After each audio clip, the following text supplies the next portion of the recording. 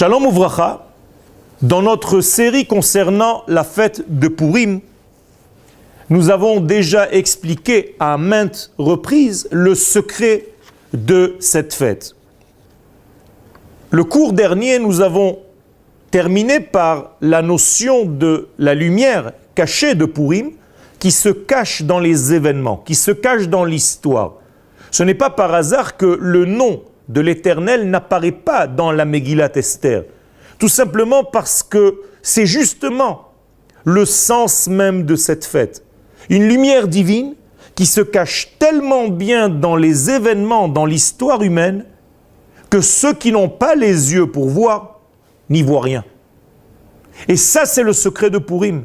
Savoir remercier Dieu, louer Dieu, dire le Hallel pour Akadosh Baruch Hu, dans un moment, dans une Géoula, dans une rédemption qui n'est pas visible à l'œil.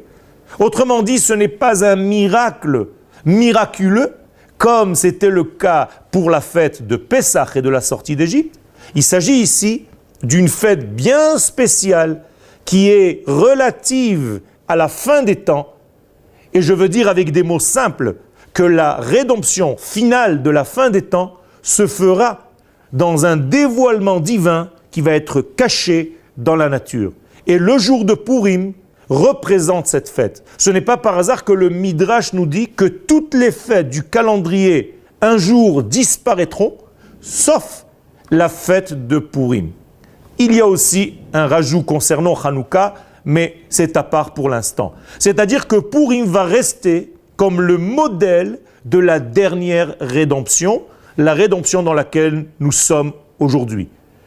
Je nous invite donc à étudier la Torah avec sa nouvelle phase, la phase qui nous oblige à pénétrer le sens profond des textes pour déceler la lumière qui y est cachée. Ce n'est pas par hasard que la lumière de la rédemption totale, c'est la lumière du Zohar HaKadosh, du livre secret de Rabbi Shimon Bar Yochai, qui, Baruch Hashem, à notre génération, nous a été diffusé par les écrits de notre grand maître, le Rav Kook Zatzal, dans la Torah que son fils a nommée HaTorah HaGoelet, la Torah qui sauve, la Torah de la rédemption, la Torah du Mashiach. Toda Rabba.